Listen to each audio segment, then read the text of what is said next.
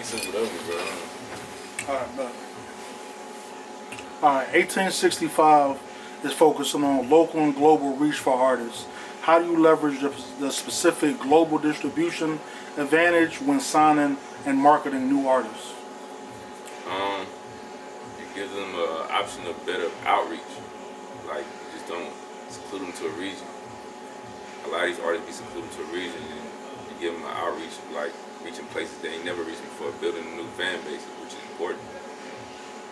Brand and building a fan base of an artist. So that's what we do. We try to stretch you to the furthest point of your career, and see, get fans that never tapped into you before tap into you. So that's our number one objective.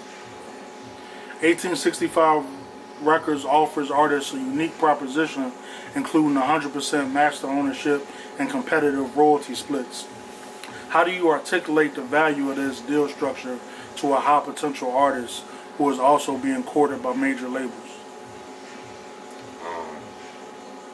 Do you want more freedom, or do you want to be told what to do? That's the question. We give you more freedom. Like, we want to take advantage of stuff that a label is not going to do with you.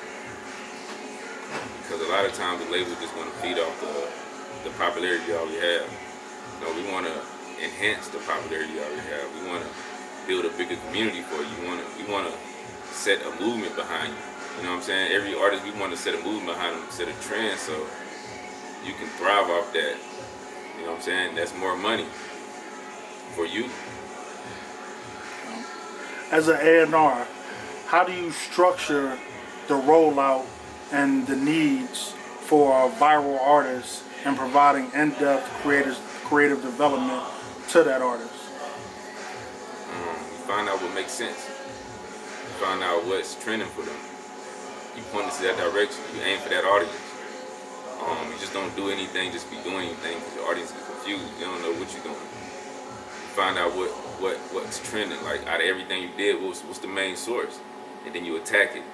And then that's when you find your audience and you build yourself. That's what we do. I'm sorry. That's what we do. We attack, and I do that as an A&R. I'm sorry.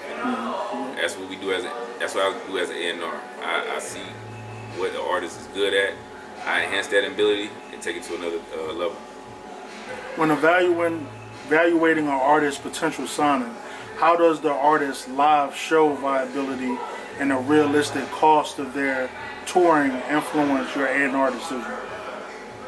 That influences a lot. Live touring is very important. The energy you bring, the music, how you do it, the setup. Like, that really entices me as an A&R on a person or an artist, because I gotta see stuff I gotta see what you bring to the crowd. Because anybody can just do a show, but can you really put on a show? That's the question. You do have an experience running a street team. How do you translate that physical, on-the-ground, grassroots marketing mindset into a scalable and effective digital content strategy in today's streaming and social media environment? One thing I want people to understand is that street level is never going to go nowhere. It's always the most important part of marketing. I don't care if it's just like stickers that got QR codes or stuff like that. That's still part of the street. So I don't want to get away from that.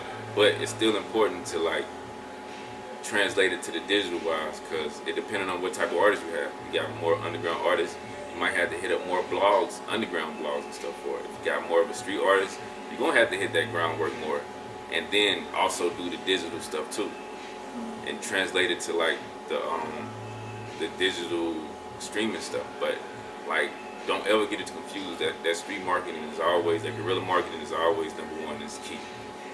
Word of mouth. With some of the experience you've had as an artist manager, what is your philosophy on maintaining a collaborative, trusting relationship with the artist once the deal is closed?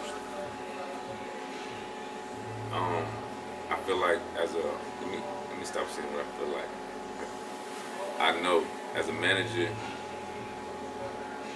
you should be able to, when you close that deal, your mission is to get your artists deals that they don't deserve. Like, like you can get, it's easy to get deals that people deserve because they work their way up to get that, and you just basically just answering the phone. The important thing is to get stuff that artists don't deserve, you know, stuff that they didn't think of that makes sense. That's my philosophy behind it. Get stuff that your artists don't deserve. If a artist manager comes to you with an urgent request for a quick, low-budget EP versus a longer, more expensive album, how do you use your A&R expensive experience to guide that creative and financial decision? Production. It's always gonna start with the producer. Who we working with? We don't want to. What this album? What are we doing? Like, how are we doing this album? I mean, I can do an inexpensive EP for anybody, but what are the creative direction behind this? Like, what are we doing? How is this gonna make sense? I don't care if it costs $200 to make, but how is this gonna make sense to the audience? So that's, I look at it like that, instead of like just saying like, how can I get an EP done for you inexpensive? Because anybody can do that. I can get anybody off the street to give me $10. I can take your studio, do 4 songs, put that thing out. But what is the direction that we got? Like, what are we doing? Once a record is fully mixed and mastered, what are the 3 most critical, non-obvious tasks that A&R should focus on to ensure a campaign is successful? The plan. Why are you getting all this stuff mixed and mastered? The plan should be set forth. What are we doing? How are we dropping it? Everything should be in weeks of preparation now. Nowadays, it's like, ain't no just thinking stuff off the rip. Like, you have to have stuff already planned ahead of time. So by the time that, in my case, by the time we get this album mixed and mastered, I'm already thinking about what we dropping and shooting videos and stuff like that, and when we're gonna drop this video, that video, and how we gonna build up to this song. So your plans gotta happen after you drop your plans. It's always about planning, structure. What is a few ways you feel artists in this current generation go wrong with approaching music release? They don't be relatable no more. Like, these artists think that you can just put out music and don't show face. Nowadays you have to show face. You gotta get on that Twitch, you gotta get on that YouTube live, you gotta get on Instagram live, and you have to show face. Like, ain't no mysterious stuff. All that mysterious stuff is out the door. Like, that's how you do it. You gotta show face. Like, ain't no way around that. Like, you have to get out there, push a brand. Like, that's part of pushing your brand now. Artists have more freedom, but do you have that work ethic? That's the key. Work ethic. Where do you see the future of the music industry going in the next 12 months with the introduction of AI and other new technological advances? Crazy part about it, I feel like the AI been in the industry. It's just more broad now. It's a lot of stuff people don't know that's going on in the industry. Well, the public don't know that the industry heads might know. This stuff been going on. So now it's just like you adapting to it. How do you adapt? It's scary, but how do we adapt? It's like, how do we use that? How do you use that as an A&R person?